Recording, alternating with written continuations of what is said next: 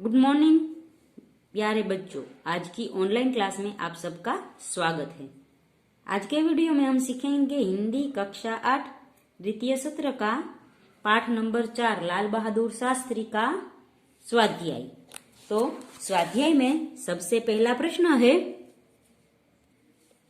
प्रश्नों के उत्तर दीजिए। उसमें पहला प्रश्न है, शास्त्री जी ने देश की किस आकांक्षा को पूरा किया और कैसे?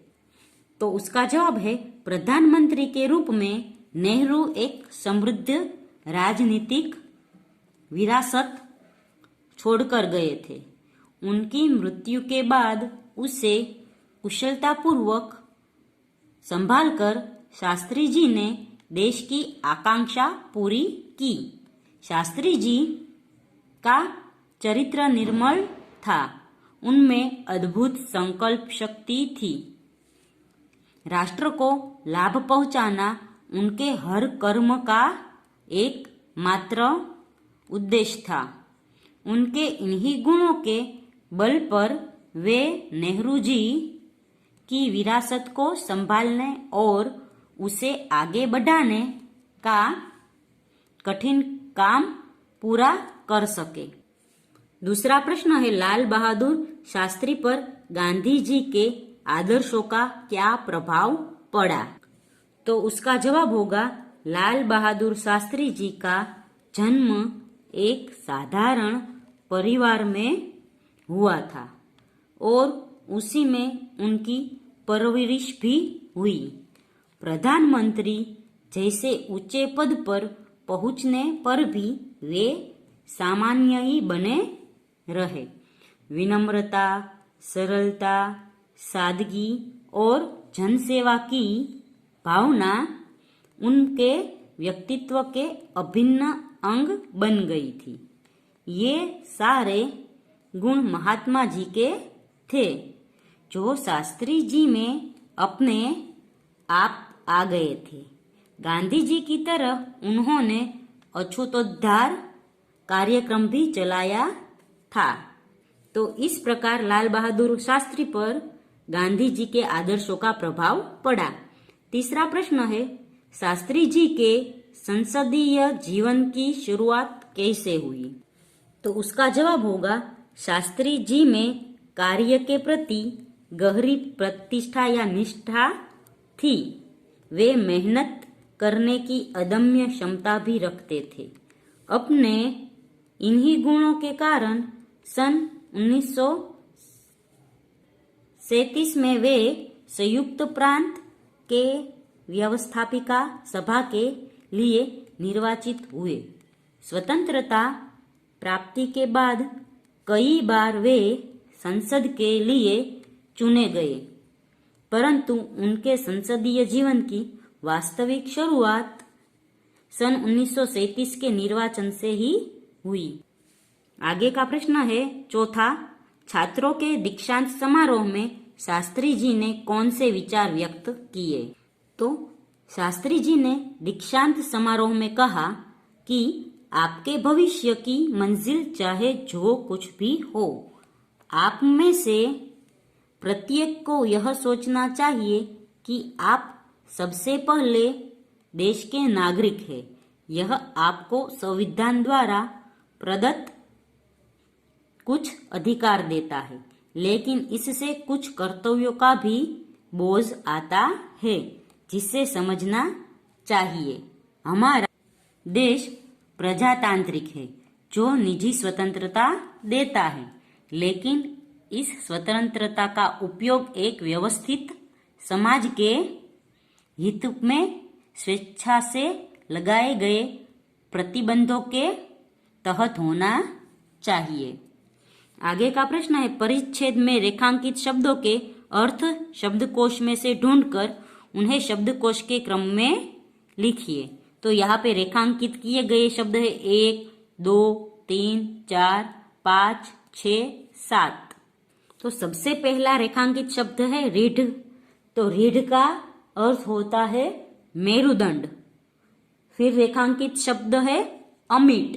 तो अमिट का समानार्थी शब्द होगा अटल। फिर है आगे आधारशिला, तो आधारशिला का समानार्थी शब्द होगा नींव। फिर शब्द है खाद, तो खाद का समानार्थी शब्द है जमीन का उपजाऊपन बढ़ाने वाला पदार्थ। फिर आगे है पल्लवित, तो पल्लवित का अर्थ होगा विकसित। फिर है सौरभ, सौरभ का अर्थ होगा सुगंध।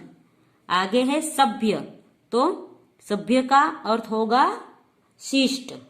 और इन सबको हम है इसके अर्थों को शब्दकोश के क्रम में लगाए तो ऐसे बनेगा। सबसे पहले आएगा अटल, फिर आएगा जमीन का उपजाऊपन बढ़ाने वाला पदार्थ, फिर आएगा नींव, फिर होगा मेरुदंड, आगे आएगा विकसित, फिर शिष्ट और अंत में सुगंध आएगा। आगे का प्रश्न है, इस इकाई से हम लाल बहादुर शास्त्री जी के जीवन में से कौन कौन से सद्गुण ग्रहण कर सकते हैं? तो इसका जवाब होगा, लाल बहादुर जी छोटे कद के बड़े व्यक्ति थे। उनके जीवन से हमें यह शिक्षा मिलती है कि हमें अपना कर्तव्य निष्काम भाव से करना चाहिए। हमारे जीवन में श्रम, सेवा, सरलता, विनम्रता और सादगी हो, यह आवश्यक है। हम जो कहे वही करें और अपने देश को लाभ पहुंचाने की वृत्ति रखें। अपने उद्देश्य के प्रति हमारी दृढ़ आस्था हो। उसे पाने के लिए हमें कर्म में लगे रहना चाहिए। आगे का प्रश्न है, एक था शेर, उसे अपनी ताकत पर घमंड था। जंगल के प्राणियों ने उनको सबक सिखाने की बात सोची। छोटी चींटी बोली, मैं शेर का घमंड उतार दूंगी। फिर यहां से हमें कहानी आगे लिखनी है। तो कहानी आगे है, चींटी अपने बिल में गई और वहां से बहुत सी चींटियों को ले आई। शेर जहां सो रहा था वहां जाकर सभी चींटियां शेर के शरीर पर चढ़ गई। वे उनके पेट, पीठ और टांगों को बुरी तरह से काटने लगी। शेर उन्हें अपने पंजों से मारने की कोशिश करता था, तब वे उसके बालों में छिप जाती थी। थोड़ी ही समय में शेर आकुल व्याकुल हो गया। उस चींटी ने उससे कहा, वनराज, इन चींटियों से परेशान होना आपको शोभा नहीं देता। आपको तो अपनी शक्ति पर बहुत घमंड है ना? शेर ने कहा, चींटी बहन, मैंने तुमसे हार मान ली।